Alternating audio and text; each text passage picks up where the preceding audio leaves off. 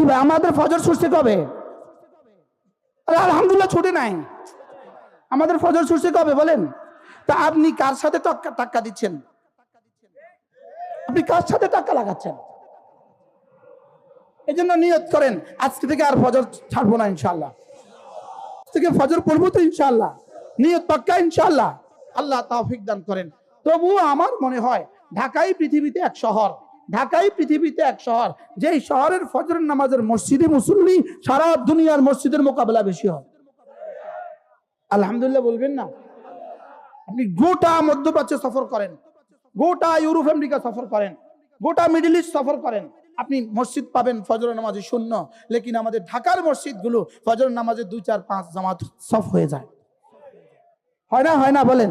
লেকিন আপনি কি মনে করেন এটা মোট জনসংখ্যার কত ভাগের এক ভাগ? হ্যাঁ, এবার কালকের জুমায় ফজরে কতজন, জুমায় কতজন? হ্যাঁ, এমনি জুমায় কই থেকে আইলো এই মানুষ? আসমান থেকে নতুন করে নামছে নাকি এরা ফজরে ছিল? ফজরে এলাকায় ছিল না নতুন করে আসছে? ফজরে এলাকায় ছিল তো না, ওরা মসজিদে আসে নাই কেন? এবার রাসূল কি বলেন শুনেন, আল্লাহর নবী কি বলেন শুনেন। আল্লাহর নবী বলেন এশার নামাজ আর ফজরের নামাজ মুনাফিকের জন্য বড় ভারী আর মুমিনের জন্য বড় সহজ। এবার আল্লামা ইবনুল কাইয়্যিম তার একটা বিখ্যাত কিতাব আল ওয়াবিলুস সাইয়্যিব, একটা কিতাব আছে আল ওয়াবিলুস সাইয়্যিব, এটা একটা কিতাব আল ওয়াবিলুস সাইয়্যিব, আল্লামা ইবনুল কাইয়্যিম আল জাওজিয়া। এই কিতাবটা আমি ফেরি করি, এই কিতাবটা আমি পড়াশোনা করি প্রতিদিন। এই কিতাবটা 2010 সাল থেকে 2024 সাল পর্যন্ত আমার প্রতিদিনের সিলেবাসে এই কিতাব। এটা আমার গাড়িতে রাখা, এটা আমার ঘরে রাখা, যখনই সুযোগ পাই তখনই খুলি, যখনই সুযোগ পাই তখনই খুলি। এটা আমার ওড়না, এটা আমার বিছানা। সুবহানাল্লাহ বলেন। আল্লামা ইবনুল কাইয়্যিম আল জাওজিয়া এর মধ্যে লিখছেন, আল্লামা ইবনুল কাইয়্যিম আল জাওজিয়া এর মধ্যে লিখছেন আল্লাহ তাআলার পক্ষ থেকে বান্দাকে পরীক্ষা নেওয়ার জন্য ফজর দিয়েছেন। কি দিয়েছেন বলেন? পরীক্ষা নেওয়ার জন্য কি দিয়েছেন? ফজর দিয়েছেন। লেকিন ফজর পরীক্ষাটা এত কঠিন হয় না যে কেউ পারে না, আর এত সহজ হয় না যে সবাই পারে। কি বলছি? এত কঠিন হয় না, কেউ পারে না, আর এত সহজ হয় না, সবাই পারে। এজন্য তিনি বলেন যে ফজর নামাজ আল্লাহর পক্ষ থেকে পরীক্ষা, পরীক্ষা এত কঠিন হয় না, কেউ পারে না, আর এত সহজ হয় না যে সবাই পারে। এজন্য ফজর নামাজ পরীক্ষা, এত কঠিন নয়, কেউ পারে না, এত সহজ নয়, সবাই পারে। কি ভাই? এজন্য আলহামদুলিল্লাহ এত কঠিন নয় যে আমরাও পারি না, আমরা ফজর পড়ি। কি ভাই? আমরা ফজর পড়ি না? পড়ি না? আর যারা পড়ে না এত সহজ নয়, সবাই পারে। এজন্য ফজরের নামাজ কোনো মুমিন থাকতেই পারে না, কোনো মুনাফিক পড়তেই পারে না। আল্লাহ আর দাওয়াত দিত না, তবু কৌশলে তো সে আমাদেরকে কিছু একটা বলে গেছে। বলেন কোন মুমিন আর কোন মুনাফিক? আবার বলেন কোন মুনাফিক, কোন মুমিন? এই শহরে হাজারো জুমা পড়নেওয়ালা আছে যারা ফজর পড়ে না, আছে না নাই? প্রশ্ন হুজুর জুমার দাম বেশি না ফজরের দাম বেশি? প্রশ্ন, একজন একটু প্রশ্ন করেন তো ভাই, আপনি বলেন জুমার দাম বেশি না ফরজের দাম বেশি? আমি কি উত্তর শুনতে চাইছি না আপনার কাছে? প্রশ্ন না তো শুনতে চাই, আবার উত্তর প্রশ্ন করেন, আবার বলেন জুমার দাম বেশি না ফজরের দাম বেশি? বলেন। যদি বাইতুল্লাহ শরীফ হয়, যদি মক্কা শরীফ হয়, বাইতুল্লাহ শরীফ হয়, জুমার নামাজ হয়, সুবহানাল্লাহ বলেন, 1 কোটি মুসলমানের জামাত হয়, এই নামাজটার দাম কেমন হবে? একজন নামাজ পড়লে, 2 জন নামাজ পড়লে একসাথে 4 জনের সওয়াব, 4 জন নামাজ পড়লে 8 জনের সওয়াব, 8 জন নামাজ পড়লে 100 জনের সওয়াব। এবার যদি 1 কোটি মানুষ একসাথে হয়, নাম্বার 1।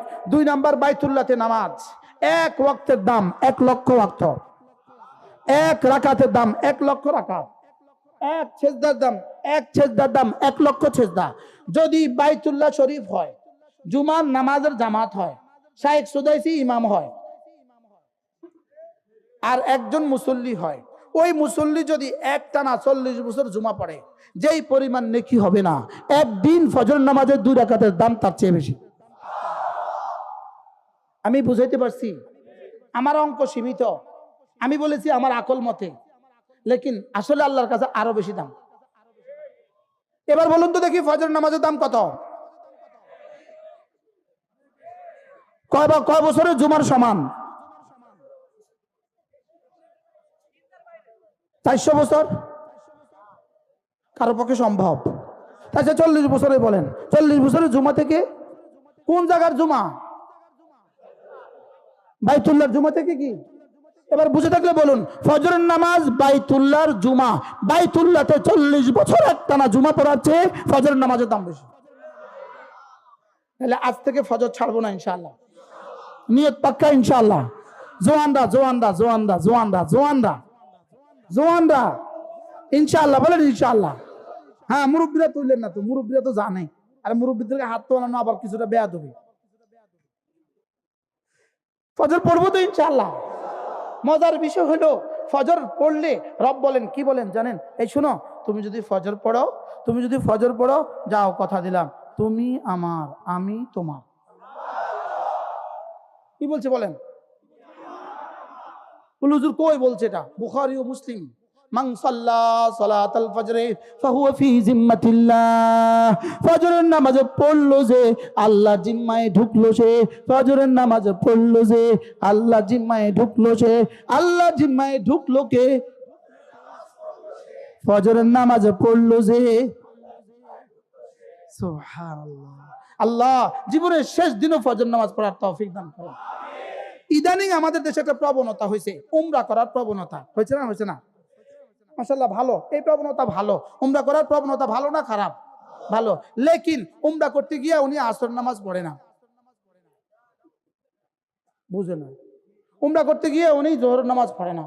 উনি এখান থেকে এয়ারপোর্টে যেতে যেতে জোহর নামাজ শেষ, বিমানে উঠতে উঠতে আসর নামাজ শেষ, নামতে নামতে মাগরিব এশা শেষ। আছে না নাই? এবার এয়ারপোর্ট থেকে নাইমা ওই মাল আজান দিয়ে দিছে কিন্তু 4টা বাজে, এখন কিন্তু জামাত হবে, কিন্তু লাগেজ কালেকশন করতে করতে আসর আর মাগরিব দুটোটা শেষ। আছে না নাই? এবার বলুন তো দেখি, তার এক উমরার দাম কত, এক ফজরের দাম কত? হ্যাঁ, যদি 70,000 উমরা করে, 70,000 একদিনের একটা ফজরের নামাজের দাম হবে না। আমি কি উমরা করতে নিষেধ করছি? নাকি উমরার সাথে সাথে নামাজও পড়বো? জোরে বলেন। তাহলে নামাজ জরুরি না উমরা জরুরি? তাহলে নামাজের জন্য উমরা ছুটবে না উমরার জন্য নামাজ ছুটবে? কি হয়? জিদ্দা থেকে মক্কা যাওয়ার পথে আসরের নামাজ উনি পড়েন না, মাগরিবের নামাজ উনি নামেন না। কি উনি উমরা করতে যাচ্ছেন, তোমার এই উমরা আল্লাহ লাগবে না। আল্লাহ কয় তোর এই উমরা আমার লাগবে না। আল্লাহ আমি কি মনে কষ্ট দিয়ে ফেলছি? মনে কষ্ট দিয়ে ফেলছি, এই জন্য উমরাও করবো, ফজর নামাজও পড়বো। বলেন ইনশাআল্লাহ, বলেন ইনশাআল্লাহ। আল্লাহর নবী বলেন, কোন মানুষ যদি রমজান মাসে উমরা করে, সেজন্য রাসূল বলেন সেজন্য আমার সাথে হজ করলো। তাহলে উমরার দাম আছে না নাই?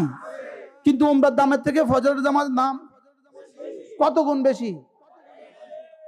আমাদের যাত্রাবাড়ির শায়েখ হযরত মাওলানা মাহমুদুল হাসান দামাত বারাকাতুম হুজুর একবার হুজুরের রুমে, আমি আর হুজুর, আল্লাহ আমারে বারবার উমরাত নেয়, প্রতি বছর বারবার। তো হুজুর আমারে কয়, তুমি তো প্রত্যেক বছর বারবার উমরা করো, আচ্ছা তুমি আমারে কওসাই, তুমি আমাকে বলো তো যাওয়া আসার পথে নামাজ ছুটে?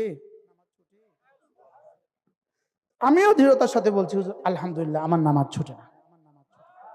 আমি দৃঢ়তার সাথে বলছি হুজুর আলহামদুলিল্লাহ আমার নামাজ ছুটে না। হুজুর আলহামদুলিল্লাহ, তাহলে তো ভালো। কিন্তু যদি নামাজ ছুটে যায় তোমার উমরার কারণে, এই উমরা দিয়ে ওই নামাজের কাফারা হবে না। আমি কি বুঝাইতে পারছি আপনাদেরকে? আল্লাহ আমাদের সবাইকে তৌফিক দান করেন।